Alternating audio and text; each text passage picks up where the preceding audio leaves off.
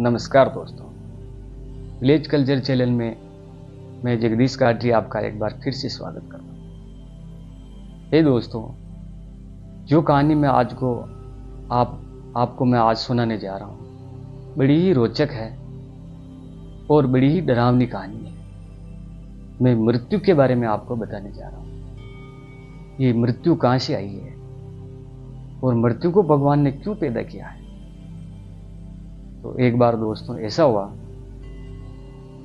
अभिमन्यु लड़ते लड़ते वीर गति को प्राप्त हो गया था। अर्जुन ने बहुत विलाप किया, पांचों भाई बहुत रोए कि मेरा जवान पुत्र ऐसा योद्धा आज मारा गया। जब वो युद्ध करने के लिए दूसरे दिन राजी ही नहीं हो रहे थे क्योंकि शोक में डूब गए थे, तब महर्षि वेदव्यास ने उनको समझाया कि मृत्यु तो एक ऐसी चीज है जो अटल है और मृत्यु तो आनी ही चाहिए। जब आदमी बहुत घबरा जाता, परेशान हो जाता और बार बार मृत्यु मांगता है, फिर भी मृत्यु नहीं आती है। आज अभिमन्यु को आई है तो आप तो खुश हो जाओ, क्योंकि एक दिन उसको तो आना ही है। मृत्यु तो बहुत सुंदर है, इसलिए मृत्यु से तो कभी डरना ही नहीं चाहिए इंसान को। फिर भी अर्जुन बहुत विलाप करता रहा और महर्षि वेदव्यास से प्रश्न किया, हे महर्षि, हे व्यास जी, भगवान ने मृत्यु बनाई ही क्यों है? इंसान मरता नहीं तो दुख भी नहीं होता भगवान। तब महर्षि व्यास ने कहा, हे अर्जुन, आज तूने पूछ ही लिया कि मृत्यु कैसी होती है और मृत्यु कहां से आई, इसको कौन जन्म दिया मृत्यु को, तो कहानी सुनो। राजा अकंपन, ये सतयुगों की बात है, सतयुग की बात है। तो राजा अकंपन थे, उनका एक पुत्र था, योद्धा था। राजा बूढ़े हो चुके थे, उनकी हालत नहीं थी और कोई संतान भी नहीं थी। युद्ध करते करते राजा अकंपन का पुत्र युद्ध में वीर गति को प्राप्त हो गया। तो राजा इतना निर्बल थे तो वो उठ भी नहीं सकते थे और उनका पुत्र मारा गया। उनको बड़ा दुख हुआ, इतना दुख हुआ, इतना दुख हुआ, क्योंकि वो भगवान के बड़े भक्त थे।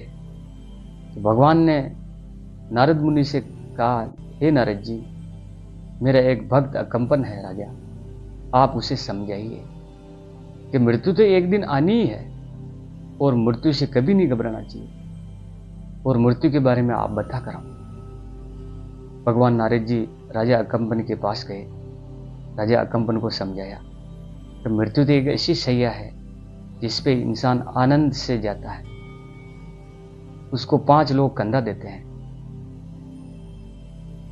मृत्यु तो अटल है इस संसार का, एक दिन जो जन्मा है उसको जाना ही है।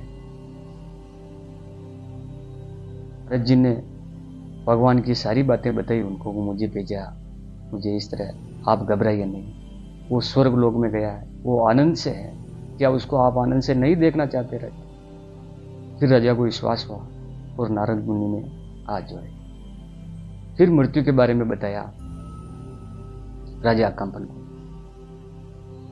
एक बार ब्रह्मा जी के शरीर से ही मृत्यु उत्पन्न हुई और ब्रह्मा जी के सामने आकर खड़ी हो गई और ब्रह्मा जी को प्रणाम किया। ब्रह्मा जी ने मृत्यु को आदेश दिया, हे मृत्यु, जो भी इंसान धरती पे जन्मेगा तुझे उससे मारना है, आगे का काम तो यमदूत और यमराज करेंगे। मृत्यु घबरा गई, हे भगवान, आपने गंगा को प्रकट किया कि तो बहुत सी पुत्रियां, ये प्रजा, ये संसार आपका ही है, आपने मुझे ये घिनौना कार्य क्यों दिया जो मुझे पाप का भागी बनाएगा? मैं इस संसार के प्राण हत्या करूंगी। जैसे कोई जवान, उसका प्राण हरना, फिर उसके परिवार को कलह कराना, ये तो पाप का भागीदारी है। हे भगवान, मुझे ऐसा काम न दीजिए। ब्रह्मा जी ने कहा, हे पुत्री, तुमको कोई पाप नहीं लगेगा, वो प्रणाम करके चली गई। लेकिन मृत्यु को विश्वास ही नहीं हो रहा था, मुझको पाप तो लगेगा ही, क्योंकि मुझ तो सबके प्राण लेने, मेरे को इस संसार के जो भी जन्मा उसका प्राण लेना है। ये तो पाप, कितना बड़ा पाप हो गया। मृत्यु डर के मारे भगवान ब्रह्मा जी की भक्ति करने लगे, ब्रह्मा जी की भक्ति में लीन हो गई।